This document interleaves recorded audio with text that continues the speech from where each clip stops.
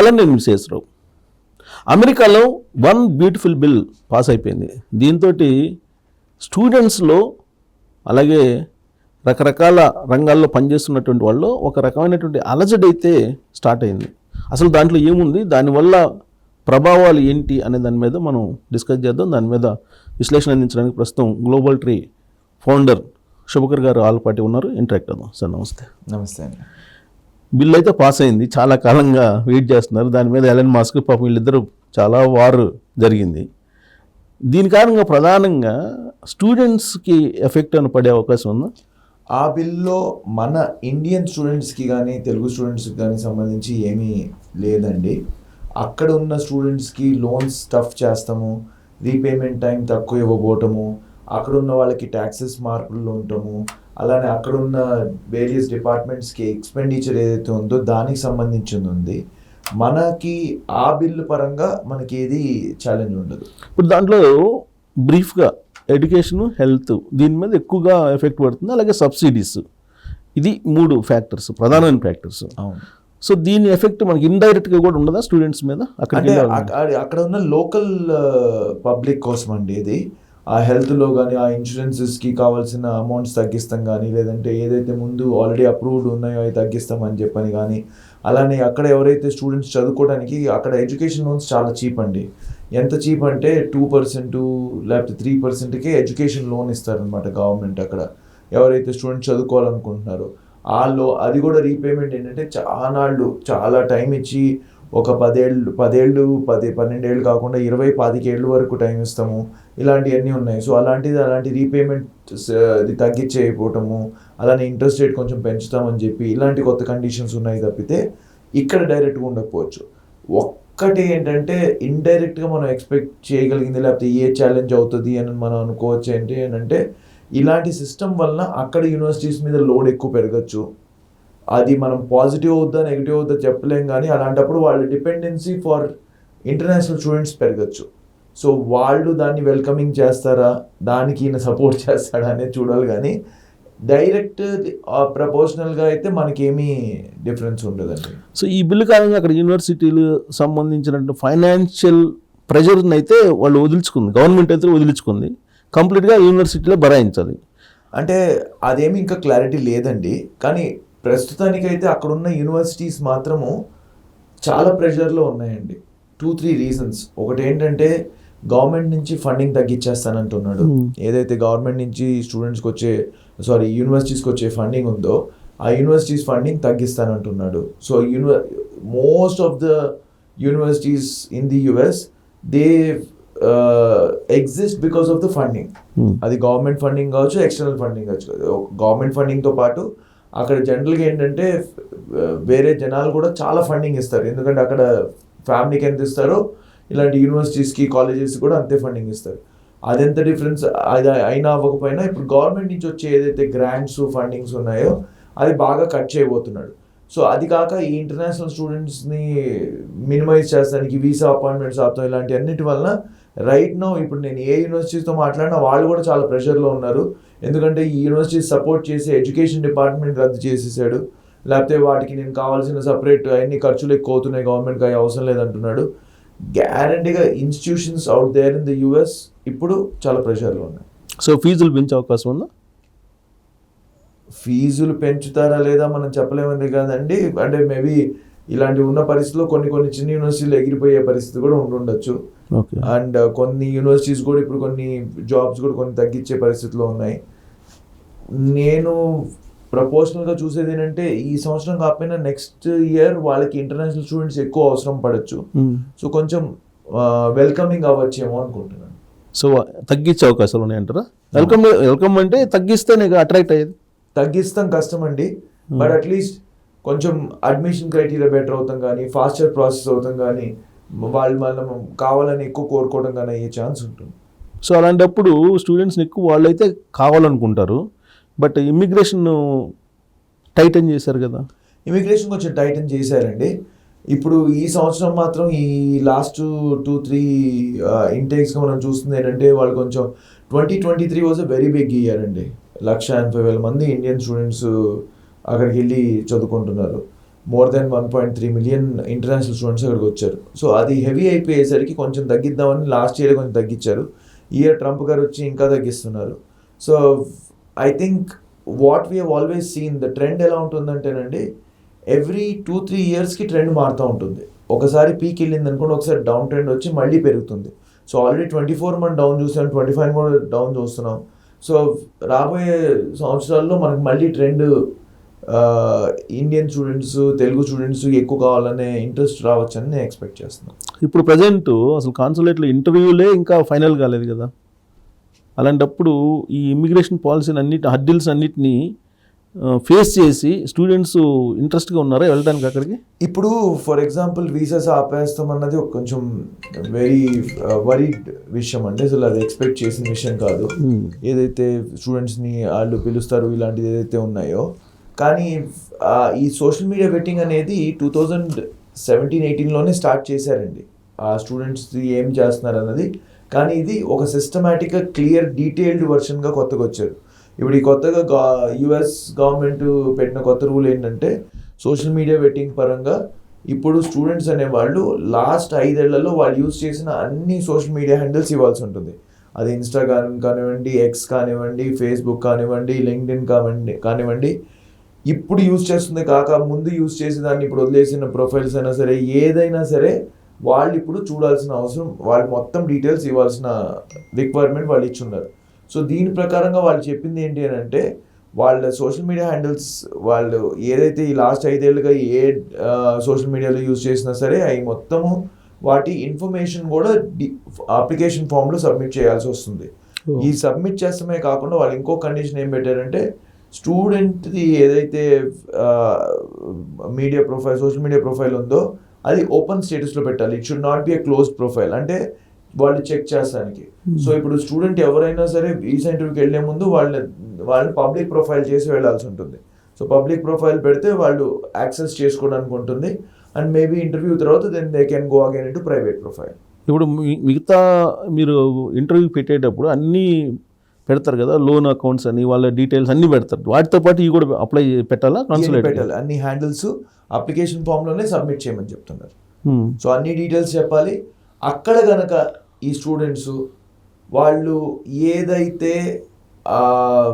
Against US government లేకపోతే supporting Iran, ఏదైతే యుఎస్కి సంబంధించిన నెగిటివ్గా ఉందో, ఈ ఇరాన్ ఇజ్రాయెల్ వార్లో మన వాళ్ళు ఇరాన్ని సపోర్ట్ చేస్తున్నట్టు, ఎక్కడైతే యుఎస్కి సపోర్ట్ లేదు, లేకపోతే ఇరాన్ని యుఎస్ ట్రబుల్ చేస్తుందని కానీ అలాంటి నెగిటివ్ ఎక్కడన్నా స్లోగన్స్ చేసినా లేకపోతే వాళ్ళు ఏదైనా మెసేజెస్ పెట్టున్నా అక్కడ వీళ్ళని చూసి వీళ్ళని రిజెక్ట్ చేసే ఆప్షన్ ఉంది. ఇప్పుడు లాస్ట్ వీక్లో వీసా ఇంటర్వ్యూస్కి వెళ్ళిన స్టూడెంట్స్ కూడా జనరల్గా ఏంటంటే 221G అంటారు, అంటే అడ్మినిస్ట్రేటివ్ రివ్యూ అని అంటారు. అప్పటికి ఇంకా ఈ కొత్త డీటెయిల్స్ ఇవ్వలేదు కదా వాళ్ళు సోషల్ మీడియా ప్రొఫైల్ పెట్టాలని. అంతా ఇంటర్వ్యూ అయిన తర్వాత 221G ఫామ్ ఇచ్చి సోషల్ మీడియా ప్రొఫైల్ డీటెయిల్స్ తీసుకొని వెట్టింగ్ చేసి ఓకే అయిన తర్వాత 2 days తర్వాత వీసా ఇచ్చిన కేసెస్ కూడా ఉన్నాయి. సో వాళ్ళ పాయింట్ ఏంటంటే, అక్కడ ఎవరైతే ఇప్పుడు ఇదంతా ట్రంప్ ఫోకస్ ఏంటి అని అంటే, చాలామంది international students on the campuses of US universities against US government, ఇరాన్కి సపోర్ట్ చేస్తాం ఇలాంటివి జరిగినాయి. కాబట్టి రేపు రాబోయే జనాలు అలాంటి ధోరణి చేయకూడదు. అది యుఎస్కి అగెయిన్స్ట్ అనేది, అక్కడికి వచ్చింది మీరు వచ్చింది చదువుకోవడానికి, వచ్చింది మీరు చదువుకొని వెళ్ళాలి. మీరు చదువుకోవడానికని వచ్చి ఇలాంటి పొలిటికల్ విషయాల్లో ఇన్వాల్వ్ అవుతున్నారు, అలాంటి వాళ్ళు మాకు వద్దు అంటున్నాడు. ఓన్లీ పాలసీ మ్యాటర్లో వీళ్ళ అభిప్రాయాలను వ్యక్తం చేస్తేనేనా, లేదంటే వీళ్ళు ఏదో కిడ్డింగ్గా రకరకాలు పెడుతుంటారు? ఇప్పుడు ట్రంప్ గురించో లేకపోతే జిన్పింగ్ గురించో లేకపోతే పుతిన్ గురించో ఏదో వాళ్ళకున్న నాలెడ్జ్ ప్రకారం వాళ్ళు పెడతారు. అవి కూడా అబ్జెక్షనబులా? అంటే డిపెండ్స్ అండి. అది ఒక if it is an humorous thing, casual tone ఉంటే వేరు. అది చాలా అగెయిన్స్ట్ టోన్ ఉండి వాళ్ళు ఇట్లా చేస్తారు ఇలాంటి పాయింట్స్ కనుక చెప్తే maybe it might give a negative effect. And ఇదే కాకుండా they also have to make sure that they are not talking anything illegal. అక్కడ ఇన్స్టాగ్రామ్ చాట్లో నా అక్కడ పార్ట్ టైం జాబ్ చేస్తే ఎంత డబ్బులు వస్తాయి, అక్కడ నేను ఆఫ్ క్యాంపస్లో ఎంత చేసుకోవచ్చు, ఇలాంటివన్నీ మాట్లాడుకోలేదు. సో అక్కడ యుఎస్ అనే దానికి స్టూడెంట్స్ వెళ్తుంది, అక్కడ part time job on campus చేసుకోవచ్చు. టీచింగ్ అసిస్టెంట్ చేసుకోవచ్చు, రీసెర్చ్ అసిస్టెంట్గా వర్క్ చేయొచ్చు. కానీ ఆఫ్ క్యాంపస్కి వెళ్ళి రెస్టారెంట్స్లో వర్క్ చేస్తారు, లేదంటే పెట్రోల్ బంక్లో వర్క్ చేస్తారు, ఇలాంటివన్నీ ఇల్లీగల్. సో అలాంటి వాటి గురించి కమ్యూనికేషన్ వాళ్ళు అక్కడ ఉన్న సీనియర్స్ గురించి కానీ, ఫ్యామిలీ మెంబర్స్ గురించి కానీ, అక్కడ ఉన్న ఫ్రెండ్స్కి కానీ పంపించి అక్కడ ఎంతైతే ఇంత డబ్బులు వస్తాయి ఇలాంటివి ఉన్నా కూడా వాళ్ళు they stand a chance of getting rejected. So అసలు సోషల్ మీడియాని వాడకూడదు ఆల్మోస్ట్. ఎటు నుంచి ఎటు వస్తుందో తెలియదు కదా అది. కాదండి, అలా ఏం లేదు. అంటే సోషల్ మీడియాకి సంబంధించి ఏంటంటే లీగాలిటీ స్పెసిఫిక్గా ఉండాలి. ఇప్పుడు మీరు మాట్లాడుకున్నారు, నేను ఇంకో ఫ్రెండ్ మాట్లాడుకున్నాము, దానిలో ఏమీ డిస్కషన్ ఉండదు. ఏదో మూవీ గురించి మాట్లాడుకున్నాం, లేదంటే ఎక్కడో డిన్నర్ గురించి మాట్లాడుకున్నాం, ఏదో రెస్టారెంట్స్ గురించి మాట్లాడాము, ఏదో పార్టీస్ గురించి మాట్లాడాము, ఎక్కడో ఏదో ఫెస్టివల్ జరుగుతుందనే విషయం గురించి మాట్లాడాము, ట్రావెల్ గురించి మాట్లాడుకున్నాం, ఇవన్నీ okay. Anything which is not legal for a student to do when he is entering in to the US is not accepted. ఇప్పుడు అమెరికా అనగానే ట్రంప్ గురించి మాట్లాడకుండా ఉండలేరు కదా స్టూడెంట్స్ కూడా. ట్రంప్ ఇలా చేస్తున్నాడు, అలా చేస్తున్నారు, లేదా జన్మతహగా పౌరసత్వం రద్దు చేస్తున్నాడు అని కామెంట్ ఏదో చేస్తారు కదా, అది కూడా అబ్జెక్షనబులేనా? అంటే అది డిపెండ్స్ ఆన్ ద వెట్టింగ్ వాళ్ళండి. వాళ్ళు ఇచ్చిన టెర్మినాలజీ ప్రకారంగా వీళ్ళు అడిగింది వాళ్ళు కరెక్ట్గా ఉందా లేదా, లేకపోతే వాళ్ళు ఏం మాట్లాడారు అనే దాన్ని బట్టి ఉంటుంది. Anything which is not derogatory or very extreme I think should not be a problem అండి. ఓకే. సో ఇప్పుడు ఇది స్క్రూటినీ చేసినందువల్ల ఎంతమంది స్టూడెంట్స్ ఈ ఈ ఈ దీంట్లో చిక్కుకునే అవకాశం ఉంది?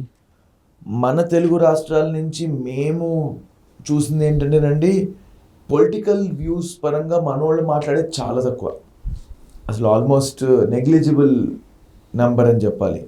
కానీ ఈ పార్ట్ టైం జాబ్స్ గురించి తెలియక, కావాలనే కాదు, చాలా మంది ఏంటంటే తెలియక ఇలా చేస్తే వస్తుందా వీసా, లేకపోతే ఇలా చేస్తే జాబ్ వస్తుందా, ఇలా అయితే ఎంత ఖర్చు ఉంటుంది, లేకపోతే ఇలా యూనివర్సిటీ మారచ్చా, ఇలాంటివన్నీ చేస్తారు. సో ఇలాంటివి చేయకూడదు, ఇన్ఫార్మ్డ్ డిసిషన్స్ తీసుకోండి. నేను ముందు కూడా చెప్పాను మన షోలో, స్టూడెంట్స్ అనేవాళ్ళు వాళ్ళకి ఈ వరల్డ్లో ఇన్స్టాగ్రామ్కి సంబంధించి, గూగుల్ సెర్చ్ సంబంధించింది ప్రతిదీ తెలుసు. మీరెళ్ళి చదవబోయేది, మీరెళ్ళే యూనివర్సిటీ గురించి పూర్తిగా తెలుసుకోండి. అక్కడికి వెళ్ళి షార్ట్ కట్స్ అనేది అస్సలు చేయొద్దు. అట్లీస్ట్ ఇప్పుడున్న పరిస్థితుల్లో అయితే అసలు దాని గురించి ఆలోచించదు. Short cuts are not the way to go. ఇప్పుడు మీరు షార్ట్ కట్స్ పరంగా, లేదంటే అక్కడికి వెళ్ళి నేను ఒక సెమిస్టర్ ఫీజు కట్టుకొని దాని తర్వాత పార్ట్ టైం జాబ్స్ చేసుకొని సెకండ్ సెమిస్టర్ ఫీజు కట్టేసుకొని వెళ్తాను అంటే వెళ్ళొద్దు, అసలు యూఎస్కి వెళ్ళొద్దు. మీరు ఆ ఆలోచన విధానంతో వెళ్ళేటైతే కనుక యుఎస్ మీకు వెళ్ళాల్సిన అవసరమే లేదు. మీరు అక్కడ 2 years కోర్స్ ఉంది, 2 years పాటు సరిగ్గా చదువుకుంటాను, నేను బాగా చదువుకున్న వాళ్ళని స్కాలర్షిప్, అసిస్టెంట్షిప్ ఇలాంటిది వచ్చింది, లేదంటే ఆన్ క్యాంపస్ లేదన్నా చేతికి సరిపోయే ఖర్చుల కింద డబ్బులు వస్తాయి, అలా చేయాలనుకుంటూ మెయిన్ ఫోకస్ కోర్స్ పూర్తి చేసి కోర్సులో మంచి గ్రేడ్స్ తెచ్చుకొని ఆ కోర్సులో ఉన్నప్పుడే ఇంటర్న్షిప్స్ చేసుకొని దాని ద్వారా ఫుల్ టైం జాబ్ వెళ్ళాలనుకునే వాళ్ళకే is the right way to go. ఊరికినే వెళ్ళిపోదామా, పార్ట్ టైం జాబ్స్లో వచ్చేస్తాయి, ఆ పార్ట్ టైం జాబ్స్ చేసుకుందామా, అలాంటి ధోరణి వాళ్ళకి దారి లేదు. సో మీరు 5 years ఈ అకౌంట్స్ అన్నీ వాళ్ళకి ఇవ్వాలంటున్నారు కదా, సోషల్ మీడియా అకౌంట్స్కి సంబంధించి. జనరల్గా వాట్సాప్లో ఇంటరాక్షన్ ఉంటుంది, అటు వీడియో కాల్ అనుకోండి, లేదంటే ఫోన్ కాల్ అనుకోండి, లేదంటే చాటింగ్ అనుకోండి. దీంట్లో ఎక్కువ మంది అక్కడికి వెళ్ళినటువంటి సీనియర్స్ని అక్కడ సిచ్యువేషన్ ఏంటి, రావచ్చా, ఎంత ఖర్చు అవుతుంది, అసలు ఇప్పుడు ట్రంప్ వచ్చిన తర్వాత ఎలా ఉంది సిచ్యువేషన్, ఇవన్నీ అడుగుతుంటారు కదా, అది కూడా అబ్జెక్షనబులేనా? అంటే ఆ కమ్యూనికేషన్ ఏముంది, ఫర్ ఎగ్జాంపుల్ అక్కడ క్యాంపస్లో ఎట్లా ఉంది, క్యాంపస్ బాగుందా, అక్కడ అకామిడేషన్ ఎక్కడ దొరుకుతుంది, అక్కడ ఎక్కడ ఉండొచ్చు, ఇలాంటి మాటలు మాట్లాడారు అనుకోండి, ఏం అబ్జెక్షనబుల్ కాదు. కానీ మన వాళ్ళు మాట్లాడేది అది కాదు కదా. మరి మాట్లాడిన వాళ్ళకి రెస్టారెంట్లో జాబ్స్ దొరుకుతాయా, అలాంటి అడిగిన వాళ్ళకి గ్యారంటీగా అబ్జెక్షనబుల్ అండి, వీసా కష్టమే అంటారు గ్యారంటీగా. అలా మాట్లాడుకున్నా అలాంటి మీడియా చాటింగ్ అలాంటివి ఉన్నాయంటే గ్యారంటీగా అబ్జెక్షనబుల్. 5 years ఎప్పుడు మాట్లాడుకున్నా అది కోట్ చేస్తుంది అంటారా? అబ్జెక్షనబుల్. అంత కీప్ అబ్జర్వ్ చేస్తున్నారా? అంత తెలియదు కానీ అబ్జర్వ్ చేసి మాత్రం ఆ బేసిస్ మీద రిజెక్ట్ అయ్యే ఛాన్స్ ఉంది. సో దీని మీద స్టూడెంట్స్కి బాగా అవగాహన వచ్చిందా? మీరు ఎలాగో 25 years నుంచి కన్సల్టెన్సీ నడుపుతున్నారు కదా, మీ దగ్గరికి వచ్చే స్టూడెంట్స్కి వీటి మీద అవగాహన ఉన్నట్టు అనిపిస్తుందా? మేము అసలు మాకు చాలా క్లియర్ ఇన్ఫర్మేషన్ ఇస్తున్నాము, చాలా గైడెన్స్ ఇస్తున్నాము. మాకు తెలిసినంత వరకు మా దగ్గర ఎవరైతే ప్రాసెసింగ్లో ఉన్నారో వాళ్ళెవరికి ఇష్యూ అయితే 100% లేదు. బట్ ఇంకొకళ్ళిద్దరు మనం చెప్పిన తర్వాత కూడా చేసే పనులు చేస్తూ ఉంటారు. అలాంటి వాళ్ళకి ఛాలెంజ్ రావచ్చేమో, అందరికీ వస్తుందని కూడా నేను చెప్పను, but that could be one of the reasons. So ఇంకోటి ఏంటంటే మన వాళ్ళు అక్కడికి వెళ్ళేది ఏంటి, సరే వాళ్ళు ఓపెన్గా చెప్పకపోయినా కానీ అక్కడికి పోయి జాబ్ చేసుకొని ఏదో సంపాదిద్దామనే కదా వెళ్ళేది. రైట్ వేలో వెళ్ళమంటున్నారు మీరు. రైట్ వేలో వెళ్ళినప్పటికీ అక్కడ ఇంతకు ముందులాగా ఇన్కమ్ లేదు, మారినటువంటి రూల్స్ ప్రకారం అనేది ఉంది కదా, అయినా కానీ అట్రాక్ట్ అవుతున్నారు అమెరికాకి. అంటే మీరు ఒకటే పాయింట్ చూడండి, ఇప్పుడు 1,80,000 మంది స్టూడెంట్స్ ఒక సంవత్సరం వెళ్ళారు. ఇప్పుడు అదే నెక్స్ట్ ఇయర్ చూస్తే 1,20,000 పడిపోయింది. ఇప్పుడు నాకు తెలిసి అది 1,00,000 లోపు వచ్చేస్తుంది స్టూడెంట్స్, ఎందుకంటే స్టూడెంట్స్ వెళ్ళే వాళ్ళు తక్కువ ఉన్నారు. సో అక్కడ ఆపర్చునిటీ తగ్గుతుందో పాటు వెళ్ళే వాళ్ళు కూడా తగ్గుతున్నారు. ఫస్ట్ ఒక పాయింట్. రెండో పాయింట్ ఏంటంటే, మీరు ఎవరు ఏ గ్రేట్ లీడర్ వాళ్ళ రోజున మాట్లాడినా అందరు చెప్తుంది ఏంటి అంటే, మీరు స్కిల్స్ డెవలప్ చేసుకోండి. అది యుఎస్ కానివ్వండి, ఇండియా కానివ్వండి. యుఎస్ అయితే ఒక అడుగు ముందు ఉండాలి. స్కిల్స్ ఇవాళ రోజున మార్కెట్కి కావాల్సిన స్కిల్స్ ఏంటి అనేది మనము నేర్చుకొని ఉండాల్సి ఉంటుంది. నేను మొన్న ఒక స్టాన్ఫోర్డ్లో కోర్స్ చేస్తూ ఉన్నాను. ఆ కోర్సులో నాతో పాటు క్లాస్మేట్స్ అందరూ బిజినెస్ ఓనర్స్. వాళ్ళందరూ కూర్చున్నప్పుడు జనరల్గా ఏదో డిస్కషన్ వచ్చి చాట్ జీపీటీ గురించి డిస్కషన్ వచ్చింది. చాట్ జీపీటీ అనేది నేను పెద్దగా ఇంపార్టెంట్ కాదనుకున్నాను. చాట్ జీపీటీ ఏముందండి మనకి, అది ఎంత ఇంపార్టెంట్ అని అంటే, అక్కడ కోర్సులో కూర్చొని మాట్లాడుతూ డిస్కషన్ చేస్తున్నా నాకు అర్థమైంది ఏంటంటే, ఇవాళ రోజున చాట్ జీపీటీ యూజ్ చేస్తాం కనుక నాకు తెలియదు అని అంటే, నేను మార్కెట్లో 2 అడుగులు వెనక్కి వెళ్ళిపోయాను. రైట్? ఇవాళ రోజున 20 ఏళ్ళ నుంచి బిజినెస్ చేస్తున్నాను, ఇంత 100 మందికి ఎంప్లాయ్మెంట్ ఇస్తున్నాను, ఇన్ని వేల మందిని అబ్రాడ్ పంపిస్తున్నాను అని కనుక నేను అనుకుంటే నేను వెనక్కి పడిపోయినట్టే. సో ఇప్పుడు నా ఇంట్రెస్ట్ ఏంటి, చాట్ జీపీటీలో అసలు ఎలా యూజ్ చేయొచ్చు, ఏ ప్రాంప్ట్స్ యూజ్ చేసుకుంటే నాకు కరెక్ట్ ఇన్ఫర్మేషన్ వస్తుంది, ఏ ప్రాంప్ట్స్ యూజ్ చేసుకొని నాకు కావాల్సిన ఇన్ఫర్మేషన్ ఎలా తీసుకోవచ్చు, ఇది నేను నేర్చుకుంటున్నాను. అంటే ఇవాళ రోజున వరల్డ్ చాలా ఫాస్ట్గా మూవ్ అవుతుందండి. లాస్ట్ ఇయర్లో ఉన్నది ఇవాళ ఉండాలని రూల్ లేదు, ఇవాళ ఉన్నది రేపు ఉంటుందని గ్యారంటీ లేదు. సో అలానే ఇవాళ రోజున స్టూడెంట్స్ ఎవరైతే మార్కెట్లోకి వెళ్తున్నారో they have to equip themself with the latest skills. So latest skills చేసుకొని మార్కెట్లో ఉండాలి. ఇవాళ రోజున స్టూడెంట్స్ అనే వాళ్ళకి ఫోకస్ చేస్తాం అనేది చాలా కష్టం. ఒక క్లాస్లో ఒక 30 minutes క్లాస్ నడుస్తుందనంటే దానిలో ఫోన్ తీసి ఫోన్లో ఏదో ఒక చాట్ చూసుకోవడమో, ఇంకా కొంచెం ముందుకెళ్తే ఇన్స్టాగ్రామ్ ఓపెన్ చేసి రీల్స్ చూడలేకపోతే జనాలు ఉండలేకపోతున్నారు. కానీ ఇలాంటి పరిస్థితుల్లో ఎవరైతే కాస్త దాన్ని పక్కన పెట్టి ఫోకస్ చేయగలుగుతారో వాళ్ళకి ఆపర్చునిటీ ఉంటుంది. ఊరికినే అక్కడికి వెళ్ళిపోయానా, ఊరికినే టైంపాస్కి చదివానా, దాని తర్వాత జాబ్ వచ్చేస్తుందా అంటే గ్యారంటీ కష్టం అవుతుంది. సో ఇప్పుడు ఉన్నటువంటి సర్కమ్స్టెన్సెస్ని చాలా క్లియర్గా అబ్జర్వ్ చేశారు. సరే దీంట్లో ఫిట్ అయ్యి మనం అక్కడ ఏదో సాధిద్దామని వెళ్తారు. కానీ అక్కడ ఇప్పుడు అయిపోయిన తర్వాత, కోర్స్ అయిపోయిన తర్వాత 3 years మామూలుగా ఓపీటీ ఉంటుంది కదా, దాన్ని ఏదో 1 yearకి తగ్గించాలి అనేది ఈ బిల్లులో కూడా పొందుపరిచారు అంటున్నారు. లేదండి, ఈ బిల్లులో దానికి సంబంధించిన ఇన్ఫర్మేషన్ ఏమీ లేదు. ఈ బిల్లులో స్టూడెంట్స్కి ఇంటర్నేషనల్ స్టూడెంట్స్ ఓపీటీ తగ్గిస్తూ ఉన్నది కానీ, ఇంటర్నేషనల్ స్టూడెంట్స్కి ఇంటర్న్షిప్స్ గురించి కానీ, ఇంటర్నేషనల్ స్టూడెంట్స్కి వీసా కండిషన్స్ కానీ ఈ బిల్లులో వాటికి సంబంధించింది ఏమీ లేదు. ఈ ఓపీటీని తగ్గించాలనే డిస్కషన్ వస్తుంది కానీ యాజ్ ఆఫ్ నౌ ఏమీ జరగలేదు. అదొకటి H1B వీసాకు సంబంధించి కూడా జాబ్ లేకపోతే ఇంతకుముందు ఉన్న టెన్యూర్ని అంత కాకుండా తగ్గించాలి అనేది కూడా ఒకటి జస్ట్ న్యూస్ అయినా, లేదంటే అది కూడా ఇంకా అవన్నీ కూడా డిస్కషన్స్లో ఉన్నాయని చెప్పనే పాయింట్ వస్తుంది తప్పితే, H1B అనేది 3 yearsకి ఇస్తారు, 3 to 5 years ఇస్తారు. ఆ 3 to 5 years అనేది ఆ ఎంప్లాయర్ ఉన్నంత వరకు జనరల్ రూల్. ఇవన్నీ ప్రకారంగా ఎలా ఉండి ఏంటి అనేది lot of discussions are happening. ఇప్పుడు ఏంటంటే హై స్కిల్డ్ వాళ్ళకి ఈజీగా వచ్చేయాలి, వాళ్ళకి కోటా సిస్టమ్. ఎందుకంటే H1Bకి సంవత్సరానికి 85,000 మందికి మాత్రమే వీసాలు వస్తాయి. ఇప్పుడు H1Bలో O1 కేటగిరీ అని ఒకటి క్రియేట్ చేసి హై స్కిల్డ్ ఉన్న వాళ్ళకి ఈ కోటాతో సంబంధం లేకుండా వాళ్ళు ఎప్పుడున్నా వీసా రావాలని కొత్తవి వస్తున్నాయి. అంటే యుఎస్లో సిస్టమ్ పరంగా కూడా అంటే కొన్ని ఫ్లాస్ ఉన్నాయి. ఎప్పుడో ఏళ్ల క్రితం క్రియేట్ చేసిన రూల్స్ వాళ్ళు దాన్ని రీసెట్ చేయలేదు. ఎప్పటి నుంచో మారుద్దాం అని చెప్పి మాట్లాడుతూనే ఉన్నారు తప్పితే ఇది రీసెట్ చేయకపోవడం వలన మనలాంటి వాళ్ళు చాలా దాన్ని మిస్యూజ్ కూడా చేసుకున్నారు. ఎలా H1B సిస్టమ్ అని పేరు పెట్టేసుకొని దాన్ని ఎట్లా కూడా అక్కడ తీసుకెళ్ళి మళ్ళీ వాళ్ళు అక్కడ జాబ్లు పెట్టుకొని, సో సిస్టమ్ అనే దాన్ని బాగా యూజ్ చేసుకోమని చెప్పారు, బాగా మిస్యూజ్ చేశారనే పాయింట్ కూడా నిజమే. ఈ ట్రంప్ ఏదైతే చెప్తున్నాడో దానిలో నిజం లేకుండా లేదు. కంపల్సరీగా మిస్యూజ్ అయ్యింది సిస్టమ్. అది మిస్యూజ్ అవ్వడానికి మనోళ్ళు ఎంత రీజనో, మనోళ్ళ కన్నా చాలా ఇంపార్టెంట్ రీజన్ యుఎస్ గవర్నమెంటే. వాళ్ళు మార్పులు చేయాల. యుఎస్ అనేది గ్లోబల్ టాలెంట్ పూలింగ్ చేయాలనేది ఎప్పుడో 1960s 1970s 1980sలోనే డిసైడ్ చేసుకున్నారండి. అప్పట్లో జనాలను అట్రాక్ట్ చేయాలని చాలా ఈజీగా రూల్స్ పెట్టారు. ఈ రూల్స్ పెడతాం వల్ల ఏమైంది, చాలా మంది మెల్లమెల్లగా వస్తూ ఉన్నారు. 2000 వరకు మెల్లమెల్లగా వస్తున్నారు. 2000 నుంచి విపరీతంగా వస్తాం స్టార్ట్ అయిపోయారు జనాలు. ఇంతమంది వచ్చేసరికి ఎప్పటికప్పుడు వీళ్ళు సిస్టమ్స్ మారుస్తామంటాము. వేరే యూఎస్ డెమోక్రటిక్ కాబట్టి ఎవడో వచ్చి ఇది మార్చకూడదని అంటాడు, అది ఆగిపోతుంది. మళ్ళీ నెక్స్ట్ ప్రెసిడెంట్ వచ్చినప్పుడు ఏదైనా మాట్లాడతాడు, మళ్ళీ ఆగిపోతుంది. అండ్ అక్కడ ఏంటంటే ఇప్పుడు ఈ సిస్టమ్ ఎలా ఉంటుందంటే అక్కడ వెళ్ళి ఒక హైకోర్టు, ఏ స్టేట్కి ఆ స్టేట్ వాళ్ళ ఓన్ కంట్రీ లాగా అనమాట. ఈ అండర్ యుఎస్ గవర్నమెంటే ఉంటారు కానీ, ప్రెసిడెంట్ గవర్నమెంట్ కిందే ఉంటారు కానీ, అక్కడ ఉన్న governor is the ultimate authority. So ఇప్పుడు ఈయన వచ్చేసి లేదు ఇది రూల్ మారుస్తున్నాను ఇక్కడ ఇది చేయకూడదు అని, కానీ అక్కడి నుంచి వచ్చి అక్కడ హైకోర్టులో కేసు పెట్టండి, ఇది ఆపేయాలి, స్టే చేయాలి. సో సిస్టమ్స్ కూడా వాళ్ళే కొన్ని ఉన్నాయి. సో ఈ హోల్ ప్రాసెస్ అంటే ఈ next few months or this year is going to be a resetting mode. So ఈ రీసెట్టింగ్ మోడ్లో మనకి కావాల్సింది ఏంటి అనేది మనం కరెక్ట్గా చూస్ చేసుకొని దానికి ఫోకస్డ్గా చేసుకోవడం చాలా ఇంపార్టెంట్. సో ఈ రీసెట్ చేసే దాంట్లో మీరు అన్నట్టు కొత్త వాటిని నేను తీసుకురాలేదు, పాత వాటిని రీసెట్ చేస్తున్నాడు ట్రంప్. ఈ బిల్లు కూడా అదే.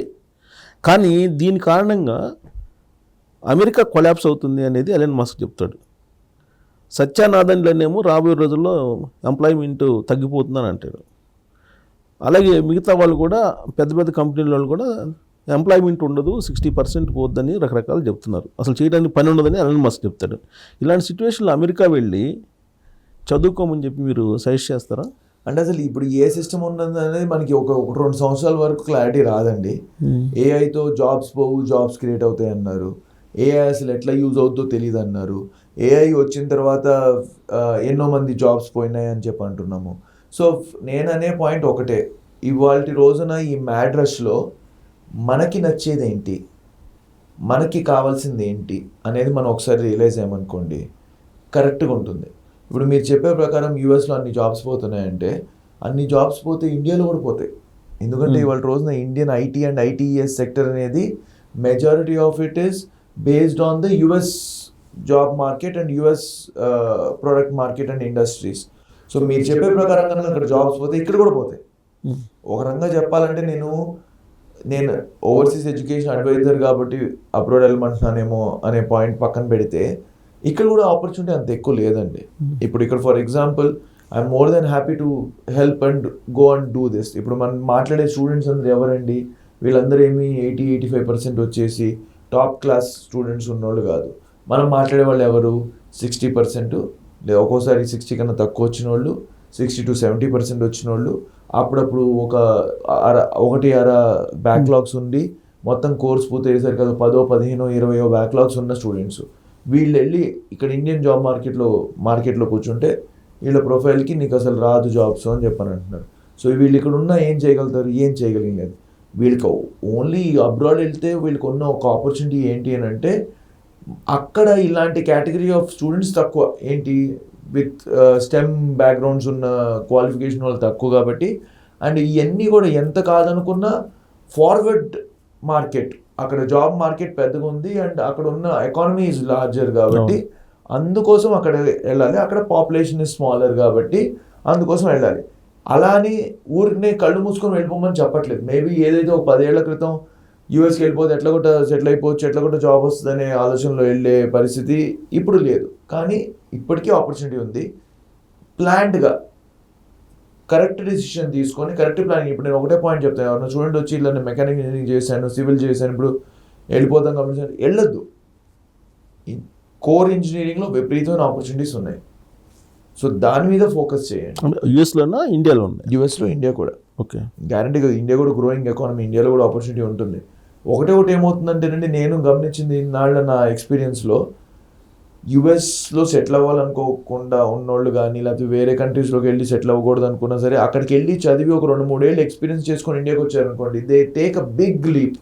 ఓకే. ఇక్కడ ఒక 20 ఏళ్ళ తర్వాత ఎంతైతే వాళ్ళకి శాలరీ వస్తుందో అక్కడ వెళ్ళి ఒక 2-3 ఏళ్ళు వర్క్ చేసిన తర్వాత డైరెక్ట్గా ఆ లెవెల్ శాలరీ వచ్చేస్తుంది. ఎందుకంటే అక్కడ ఎడ్యుకేషన్ సిస్టమ్ కానీ అక్కడ వర్కింగ్ సిస్టమ్ కానీ కల్చర్ కానీ అడ్వాంటేజ్ చేస్తారు. ఇక్కడ వచ్చిన తర్వాత ఇక్కడ కంపెనీస్ చాలా అడ్వాంటేజ్ చేస్తాయి. సో మనం అక్కడికి వెళ్ళి సెటిల్ అవ్వాలనే పాయింట్ కాదు, మనమేంటి మన లెర్నింగ్ బెటర్ చేసుకుంటున్నాము, Yeah. మన ఇన్ఫర్మేషన్ అప్గ్రేడ్ చేసుకుంటున్నాము, టెక్నాలజీస్ లేటెస్ట్ తెలుసుకుంటున్నాము. ఆ మైండ్ సెట్తో వెళ్ళి కొన్నాళ్ళు వర్క్ చేసి ఆపర్చునిటీ ఉండాలనుకున్న వాళ్ళు ఉండండి, లేదంటే ఇక్కడికన్నా తిరిగి రండి. తిరిగి రాకపోయినా అక్కడైనా కూడా ఆపర్చునిటీ ఉంటుంది. కానీ ఎవరైతే బాగా చేస్తున్నారో, మీరు అక్కడ వెళ్ళి క్యాజువల్గా నేను సాటర్డే పబ్బులకి వెళ్తాను, లేకపోతే ఊరిని తిరుగుతాను, అప్పుడప్పుడు పార్ట్ టైం జాబ్ చేసుకుంటాను, ఈ తర్వాత వెళ్ళిపోయిన తర్వాత ఎవడో ఒకటి కన్సల్టెంట్ ఉంటాడు అక్కడ, H1B కన్సల్టెంట్ నాకు జాబ్ ఇప్పించేసి ఎట్లా కూడా సెటిల్ చేశాడు, అలా ఆలోచించే వాళ్ళకి మాత్రం ఇది కరెక్ట్ టైం కాదంటారు. ఇంకా రాబోయే కాలం కరెక్ట్ టైం కాదండి. ఇది కరెక్ట్ టైం కాదని నేను చెప్పట్లేదు. ఓకే. రాబోయే కాలంలో ఇంకా కరెక్ట్ టైం కాదు. అవన్నీ ఏదో ఎట్లా కొట్ట వెళ్ళిపోదాం అనుకునే పాయింట్ పోయినాయి. ఇప్పుడు ఏంటంటే we have to be prepared. ఇంకొక బిల్లులో పాయింట్ ఏంటంటే ట్యాక్సెస్ పెంచారు, దాని ఎఫెక్ట్ మనకేమి డైరెక్ట్గా ఉండదండి. ఇప్పుడు ఈయన ట్యాక్సెస్ పెంచుతాం కానీ ఇప్పుడు ఫర్ ఎగ్జాంపుల్ రెమిటెన్సెస్ ఉంది 5% Remittance. చేస్తా అన్నాడు, దీని ప్రకారం 1% పెట్టాడు. సో ఓ రకంగా చెప్పాలంటే అది మరీ ప్రెషరైజింగ్ కూడా కాదు, కొంచెం జస్ట్ ఒక స్మాల్ పర్సెంట్ అనమాట. అలాంటి రెగ్యులర్ ట్యాక్సెస్ ఉందనుకోండి, అది కూడా ఇప్పుడు పెంచుతానని చెప్పి అంటున్నాడు. కానీ ఇవన్నీ కూడా ఏంటంటేనండి, ఈయన చెప్పిన పరిస్థితుల ప్రకారంగా చూసుకుంటే ఆయన చెప్పినది ఏంటంటే అక్కడ ఉన్న లోకల్ అమెరికన్స్కి ఇంకా ఎక్కువ జాబ్స్, ఎక్కువ ఇన్కమ్ వచ్చేది చూస్తాననే పాయింట్ చెప్పాడు. మరి ఇప్పుడు ఈయన పాస్ చేస్తున్న బిల్లు దానివల్ల నిజంగా సపోర్ట్ అవ్వదు. మన ఇండియన్స్కి పరంగా చూసుకుంటే కనుక పెద్ద డిఫరెన్స్ ఉండకపోవచ్చు. అంటే మనం అక్కడ H1B వచ్చో లేదంటే గ్రీన్ కార్డ్ హోల్డర్స్ మన వాళ్ళు చాలా మంది అక్కడ జాబ్ చేసుకుంటున్నారు కదా, వాళ్ళకైతే ఎఫెక్ట్ ఉంటుందిగా. ఉంటుందండి కొంచెం. అండ్ ఇప్పుడు ఈయన చేసేది కూడా చాలా ఎక్కువ చేంజ్ చేయట్లేదు, లిమిటెడే చేంజ్ చేస్తున్నాడు. సో వాళ్ళ సేవింగ్స్ అయితే తగ్గుతాయా? 100% తగ్గుతాయి. అదంతా ఏంటంటే ఇప్పుడు ఉన్నదంతా చాలా రా స్ట్రక్చర్ అండి. ఇది క్లియర్ డీటెయిల్డ్ ఇంకా కొన్ని నెలల్లో వస్తుంది, అప్పుడే మనకు తెలుస్తుంది అసలు ఆయన ఎంత డిఫరెన్స్ చేస్తున్నారు, ఎంత ఛార్జ్ చేస్తున్నారు. సో ఇప్పుడున్న పరిస్థితుల్లో సరే అమెరికా పరిస్థితి అయితే మీరు చెప్పారు క్లియర్గా, అద్దంలో చూపించినట్టు చూపించారు. మరి ఆల్టర్నేటివ్ స్టూడెంట్స్కి అబ్రాడ్ వెళ్ళాలనుకున్నారు, మనకి జనరల్గా అబ్రాడ్ వెళ్ళే వాళ్ళకి బిగ్ 4 అండి, US తర్వాత UK, ఆస్ట్రేలియా, కెనడా అనేది చూస్తున్నారు. ఈ మధ్య ఏంటంటే ఉన్న వాటిలో యూకేకి బాగా వెళ్తున్నారు, ఎందుకంటే కొంచెం వీసా ప్రాసెస్ ఫాస్టర్గా ఉంది. దాని తర్వాత అక్కడ 1 ఇయర్నే కోర్స్ మాస్టర్స్ ఎవరైతే చేయాలనుకుంటున్నారో, దాని తర్వాత 2 years post study work rights వస్తున్నాయి. సో ఇవన్నీ అడ్వాంటేజెస్ ఉన్నాయి. సో యూకే ఇవాళ రోజున ఫేవరబుల్గా ఉంది, కెనడా అండ్ ఆస్ట్రేలియా కూడా అంత ఎక్కువ ఫేవరబుల్గా లేవు.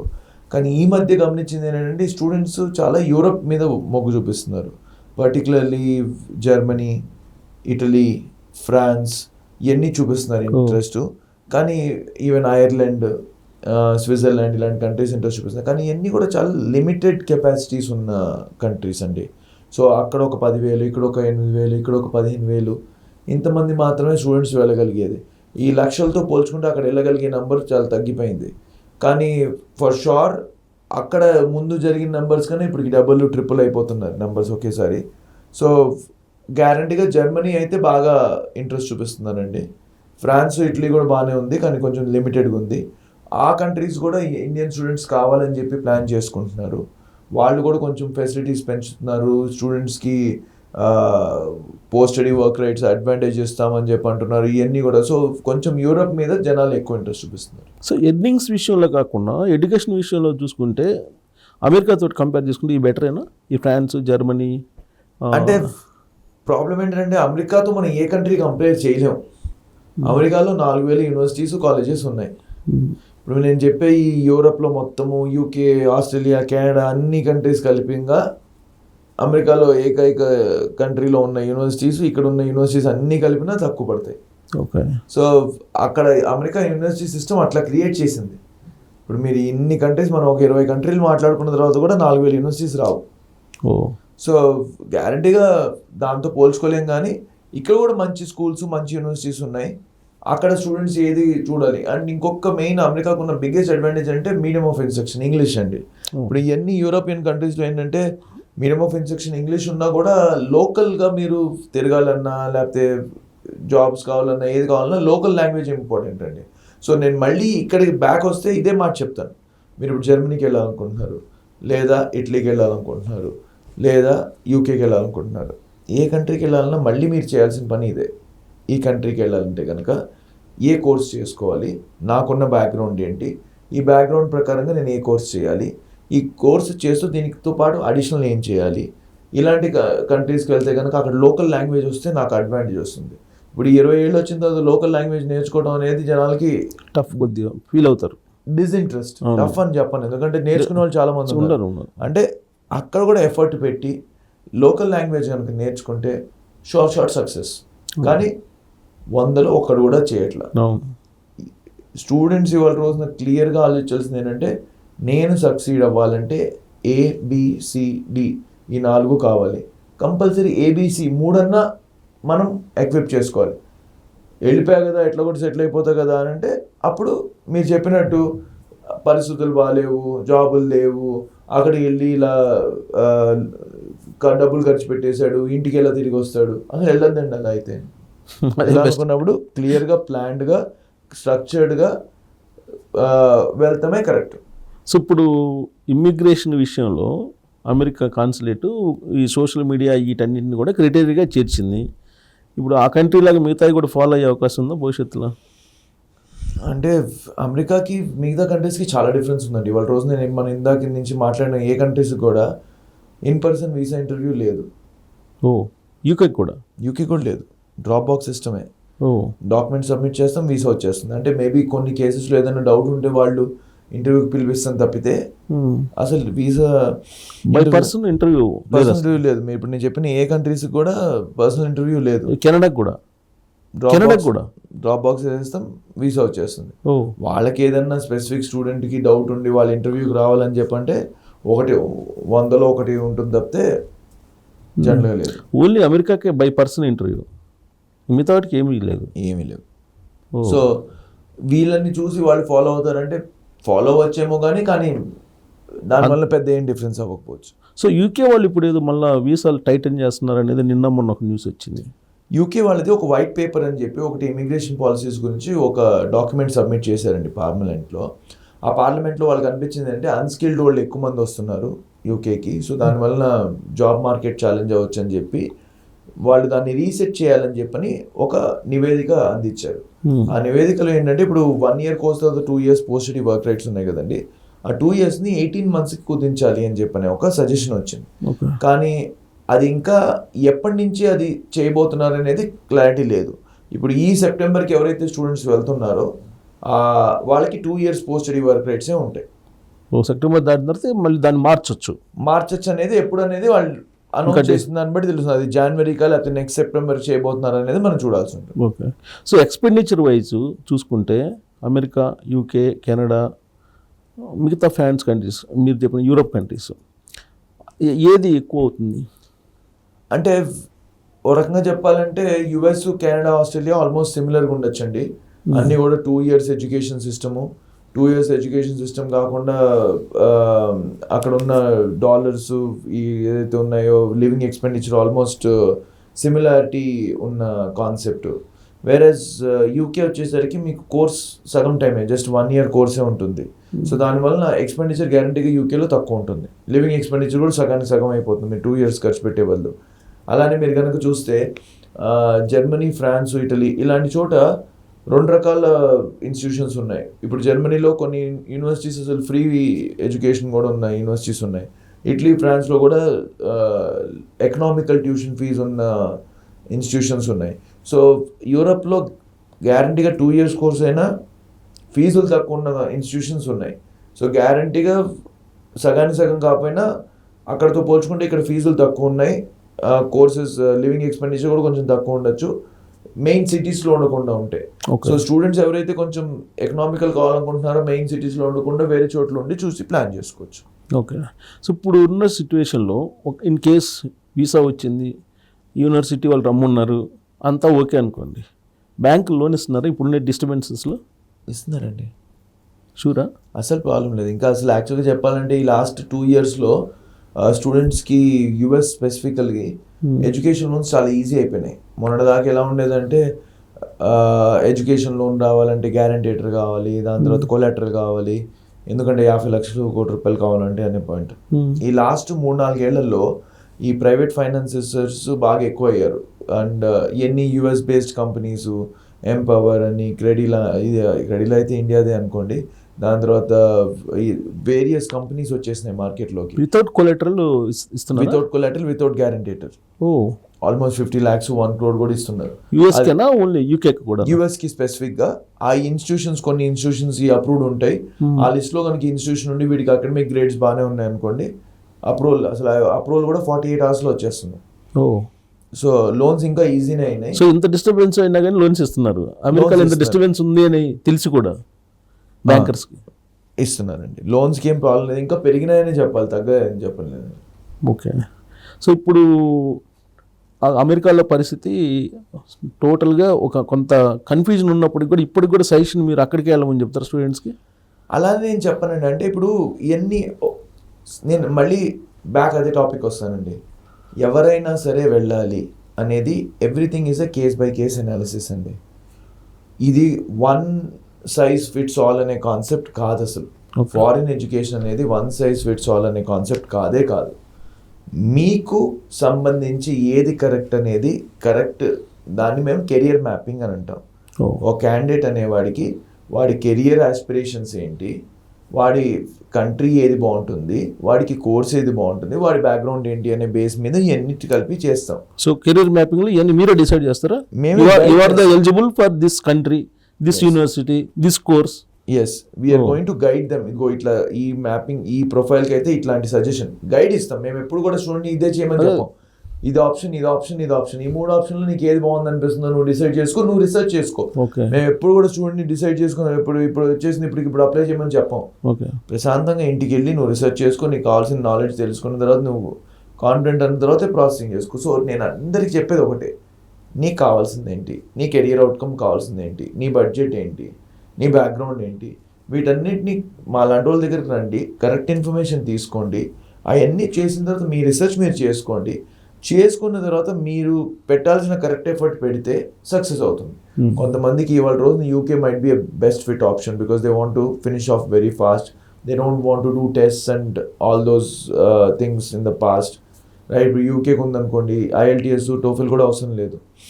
మీడియం ఆఫ్ ఇన్స్ట్రక్షన్ బేస్ మీద అడ్మిషన్స్ ఇచ్చే యూనివర్సిటీస్ కూడా ఉన్నాయి. సో అలాంటి వాటికి డైరెక్ట్గా వెళ్ళిపోతుండొచ్చు. సో అట్లా నేను చెప్పే పాయింట్ ఏంటంటే, కొంతమందికి ఎవరో వాడికి ఫ్యాషన్లో చాలా ఇంట్రెస్ట్ ఉంది, maybe for him France is a very good option, right? ఎవరికో ఆటోమొబైల్ ఇంజనీరింగ్లో చాలా ఇంట్రెస్ట్ ఉంది, జర్మనీ చాలా మంచి ఆప్షన్ అవ్వచ్చు. సో అట్లా కేస్ ఆన్ కేస్ బేసిస్ మీద ఏ కంట్రీకి వెళ్తే, ఏ కోర్స్కి వెళ్తే దానికి కెరీర్ ఆస్పిరేషన్ ఇప్పుడు ఎవరికో ఉంది. అసలు ఇప్పుడు చాలా మంది స్టూడెంట్స్ ఉంటారు who are not looking at settling at all. వాళ్ళకి కావాల్సింది high rank, good school education. అలాంటి వాళ్ళకి యూఎస్లో ఉన్నాయి, యూకేలో ఉన్నాయి, ఆస్ట్రేలియాలో ఉన్నాయి, కెనడాలో ఉన్నాయి, జర్మనీలో ఉన్నాయి, ఫ్రాన్స్లో ఉన్నాయి. సో అదేంటంటే ఎక్కడ ఇప్పుడు ఫర్ ఎగ్జాంపుల్ ఇప్పుడు ఆటోమొబైల్ ఇంజనీరింగ్ ఉందండి. ఆటోమొబైల్ ఇంజనీరింగ్ అనేది జర్మనీ టాప్ క్లాస్, బట్ యూకేలో కానీ యూఎస్లో కానీ టాప్ క్లాస్ యూనివర్సిటీస్ ఉన్నాయి. Maybe better rank then Germany universities కూడా ఉన్నాయేమో. సో మనకి ఏంది ఎక్స్పోజర్? మొన్న ఒక స్టూడెంట్తో మాట్లాడుతున్నాను, తను ఏమన్నాడు, నేను జర్మనీకే వెళ్తాను. ఎందుకు అనంటే ఒక స్పెసిఫిక్ యూనివర్సిటీ SRH అనే దానికి. ఎందుకు అనంటే దానిలో as a part of their course ఒక semester internship opportunities there where they might go to Mercedes. So వాడి ఐడియా సింపుల్. సో అక్కడికి రీసెర్చ్ వచ్చాడు కాబట్టి రీసెర్చ్ చేసి వచ్చాడు అతను మీ దగ్గరికి. సో ఇవాళ రోజున మనం మాట్లాడే ఈ ఏఐ కాలంలో, ChatGPT కాలంలో స్టూడెంట్స్ అనేవాడు కంపల్సరీ రీసెర్చ్ చేసుకోవడము, కంపల్సరీ ఇన్ఫార్మ్డ్ డిసిషన్స్ తీసుకోవడం చాలా ఇంపార్టెంట్ అండి. ఓకే, ఫైనల్గా సరే స్టూడెంట్స్ ఎపిసోడ్ ఇదైతే, జన్మతః పౌరసత్వం బై బర్త్ సిటిజన్షిప్ అనేది ఈ బిల్ తోటి ఇంకా క్లోజ్ అయిపోయినట్టేనా? ఆల్మోస్ట్ అనుకోవాలండి. ఎందుకంటే ఈ ఏదైతే బర్త్ రైట్ సిటిజన్షిప్ అనే కాన్సెప్ట్ ఉందో దానికి సుప్రీంకోర్టు మన రూలింగ్ ఇచ్చింది. ఈ సుప్రీంకోర్టు రూలింగ్ ఎందుకు వెళ్ళింది అని అంటే, ఈయన బర్త్ రైట్ సిటిజన్షిప్ క్యాన్సిల్ చేస్తున్నాం అని అంటే 22 స్టేట్స్, 1 కాదు 2 కాదు 22 స్టేట్లు అక్కడ హైకోర్టులో స్టే ఇచ్చాయి. 28 స్టేట్లు అసలు ఎవరు ముందుకెళ్ళాల, ఏం చేయాల. సో ఈ 22 స్టేట్స్ ఇచ్చారని నేను సుప్రీంకోర్టులో ఫైల్ చేస్తే సుప్రీంకోర్టు ఏమంది, ఈ బర్త్ రైట్ సిటిజన్షిప్ క్యాన్సిల్ చేసేస్తున్నాను. ఈ 22 స్టేట్స్ ఎవరైతే మాకు ఇది ఆపాలి అని చెప్పి పెట్టారో వాళ్ళకి 30 days టైం ఇచ్చారు. ఓకే, వాళ్ళు మళ్ళీ ఇంకోసారి ఏదైనా రిప్రజెంట్ చేసి మేము మాకు కావాలనుకుంటున్నాం లేదా మాకు ఏం కావాలన్నా అనే పాయింట్ చెప్పి, అండ్ ఇప్పుడు అది కాంగ్రెస్లో కూడా పాస్ అవుతుంది. ఇప్పుడు ఆయన ఫైనల్గా ఆయన దగ్గర రాబోతుంది. సో ఈ నెక్స్ట్ కపుల్ ఆఫ్ మంత్స్లో మనకు కంప్లీట్ క్లారిటీ వస్తుంది. కానీ ఈ బర్త్ రైట్ సిటిజన్షిప్ కూడా నేను మీకు చెప్పేది ఒకటేనండి, ఇవన్నీ ఏంటంటే 1960s ఎప్పుడో ఆయన పెట్టిన సిస్టమ్ అండి ఇది. ఎప్పుడు యుఎస్ గవర్నమెంట్ అప్పుడు జనాలు అట్రాక్ట్ చేయాలనేది. అది ఏ కంట్రీలో ఇస్తారండి? ఇప్పుడు ఎవరో విజిటర్ వీసా కింద వచ్చి ఆవిడ పుట్టిన పిల్లోడికి ఎందుకండి సిటిజన్షిప్ ఇవ్వాలి? అది చూసి అది అడ్వాంటేజ్గా తీసుకొని బర్త్ టూరిజం అనే కాన్సెప్ట్ క్రియేట్ చేశారు. అంటే పుట్టబోతున్నాడు బాబు అని తెలిసినప్పుడు 2 months ముందే అక్కడ పంపించేసి అక్కడే ఉంచి అక్కడ హాస్పిటల్లో పుట్టిన తర్వాత సిటిజన్షిప్ తీసుకొని బ్యాక్ ఇండియాకి వస్తున్నారు. సో ఇవన్నీ ఓ రకంగా చెప్పాలంటే అమెరికన్ సిస్టంలో ఉన్న ఫ్లాస్. ఆ ఫ్లాస్ని వాళ్ళు ఫిక్స్ చేస్తారంటే అది చేయకూడదు అని అంటాం తప్పు. అది వాళ్ళకి తెలియాలి వాళ్ళ సిస్టమ్. అలా ఎందుకు ఇప్పుడు సపోజ్ H1 వీసా మీద ఎవరు ఉన్నారండి, అక్కడ బాబు పుట్టాడు, ఆ H1 వీసాలో ఉన్నవాడికి H1 వీసా ఇస్తారు బాబుకి. ఆయనకి వీసా ఉన్న వాళ్ళు బాబుకి వీసా ఉంటుంది. అతని సిటిజన్షిప్ ఎందుకు ఇవ్వాలండి? అండ్ ఇప్పుడు ఏమవుతుంది, అతని సిటిజన్షిప్ ఇస్తున్నారు, ఫాదర్కి H1 citizenship H1 visa cancel అయిపోతుంది. అవగానే వీళ్ళు వెళ్ళి చెప్తున్నారు నా కొడుకు సిటిజన్షిప్ ఉంది, నాకు H1 క్యాన్సిల్ చేశారు, నేను వెళ్ళను అంటున్నాను. అంటే ఎవ్రీథింగ్ ఈజ్ ఇంటర్లింక్. సో కొన్ని మనం we have to understand them also అండి. ఇప్పుడు మనం ఫర్ ఎగ్జాంపుల్ బంగ్లాదేశ్ వాళ్ళు మన దానిలోకి వస్తుంటే మనం ఎందుకు ఇవ్వట్లేదు సిటిజన్షిప్? వాళ్ళు ఇక్కడంతా కాదని చెప్పి మనం ఎందుకు బయటికి పంపించాలి? అసలు బయటకు పంపిస్తున్నాం కదా, రోహింగ్యాలని పంపిస్తున్నాం కదా మనం. కాదు వాళ్ళు మన వాళ్ళు కాదని చెప్పి మనం పంపిస్తున్నాం. Same is going all across the world. So ఎవరికి వాళ్ళ ఛాలెంజెస్ ఉంటాయి. సో బర్త్ రైట్ సిటిజన్షిప్ అనేది అసలు దానివల్ల ఎంత వేల మంది ఎఫెక్ట్ అవుతున్నారు, ఇది ఎన్ని, లేకపోతే ఏదైతే కాన్సెప్ట్స్ ఉన్నాయండి అవన్నీ I think this is something what the countries administration has to take a decision on. So ఇది మోస్ట్లీ ఇవాళ కాకపోయినా రాబోయే రోజుల్లో గ్యారంటీ క్యాన్సిల్ అవుతుందండి. ఎందుకంటే it's a ఫ్లా in their system. ఇంకొకటి ఏంటంటే అమెరికాలో హెల్త్కి సంబంధించి చాలా కేరింగ్ ఉంటుంది. గవర్నమెంట్ వైపు నుంచి కూడా ఇన్సూరెన్స్లు కానీ రకరకాల సెక్యూరిటీస్ ఉంటాయి. ఇప్పుడు ఆ బిల్లులో హెల్త్కి సంబంధించి కూడా ఈ బెనిఫిట్స్ ఏదైతే ఉన్నాయో సబ్సిడీలు కానీ అవన్నీ క్లోజ్ చేస్తున్నానని చెప్పి ఉంది. కంప్లీట్ క్లోజ్ చేస్తున్నానంటే దాన్ని కాస్త డీసెంట్రలైజ్ చేసి కొంతమందికి ఇంతే ఇస్తాము, కొంతమందికి ఇంత ఇవ్వము, అది కొంతమందికి ఎక్కువ శాలరీ ఉన్న వాళ్ళకి లేకపోతే ఎక్కువ వచ్చే వాళ్ళకి ఇంత సపోర్ట్ సిస్టమ్ ఇవ్వము అని చెప్తున్నారు. మరి ట్రంప్ గారు వచ్చేటప్పుడు ఎక్కువ సపోర్ట్ తీస్తానో తీస్తానో మనకు తెలియదు. ఇది మన అక్కడ ఉన్న అమెరికన్ ఫ్రెండ్స్నే అడగాలి కరెక్ట్గా చెప్పాలంటే. సో ఈ డెసిషన్ అయితే కొంత ఇబ్బందికరమైంది కదా, గ్యారంటీకి ఇబ్బందికరం. ఎందుకంటే అక్కడ ఉన్న Medicare support one of the world's best. So even people కూడా చాలా మంది అక్కడ మన ఇండియన్స్ కానివ్వండి లేకపోతే అక్కడ సెటిల్ అయిపోయిన వాళ్ళు కూడా ప్రైవేట్ హాస్పిటల్స్కి వెళ్ళరు, గవర్నమెంట్ హాస్పిటల్స్కి వెళ్తారు. Because their facilities are so good. ఎందుకంటే అక్కడ కవర్ ఉంది కాబట్టి. ఇప్పుడు ఈయన ఈ కొత్త కండిషన్స్ ఏదైతే పెడుతున్నాడో దానివల్ల ఎంత చేంజ్ అవుతుందని చూడాల్సింది. సో ఓవరాల్గా స్టూడెంట్స్ అబ్రాడ్కి వెళ్ళండి, మీరు చదువుకోండి, ఇక్కడ కన్నా కూడా అక్కడ బెటరు, అక్కడ చదువుకొని ఇక్కడికి వస్తే ఇంకా బెటరు, వీటిలో ఏ ఆప్షన్ చెప్తారు మీరు? ఒకటేనండి, అబ్రాడ్ వెళ్తే it's a big leap, fast forward అవుతాం. కానీ కరెక్ట్ అనలైజ్డ్ డెసిషన్ తీసుకోవడం చాలా ఇంపార్టెంట్. ఊరికినే వెళ్ళిపోతే మళ్ళీ తిరిగి వచ్చి నాకు ఇన్ని 50 లక్షలు అప్పు ఉంది, నాకు ఇది గైడెన్స్ లేదు. అండ్ స్టూడెంట్స్ కూడా ఏంటంటేనండి వాళ్ళ రోజున మీరు చెప్పారు మన లాంటి వాళ్ళు ఎవరైతే 20 ఏళ్ళ నుంచి ఇండస్ట్రీలో ఉండి గైడ్ చేసి 35,000 మందిని బయటకు పంపించాం. మన లాంటి వాళ్ళు కాకుండా ఎవడో ఒకరి దగ్గరికి వెళ్ళిపోతున్నారు. ఎందుకు చేస్తారో నాకు అర్థం కాదు. స్టూడెంట్స్ది ఇదే life career, life changing decision. వాళ్ళు చేసుకోవాలనుకున్నప్పుడు కరెక్ట్ పర్సన్ దగ్గరికి వెళ్ళి కరెక్ట్ ఇన్ఫర్మేషన్ తీసుకొని దీంతో పాటు మీరు ఓన్గా అనలైజ్ చేసుకోండి, మీరు ఓన్గా ఇన్ఫర్మేషన్ తీసుకోండి, మీరు అన్ని ముందు పెట్టుకోండి. మేము ఒక ఇన్ఫర్మేషన్ ఇస్తాం, ఆన్లైన్లో ఇన్ఫర్మేషన్ ఉంది, ఇంకెవరో ఇస్తారు.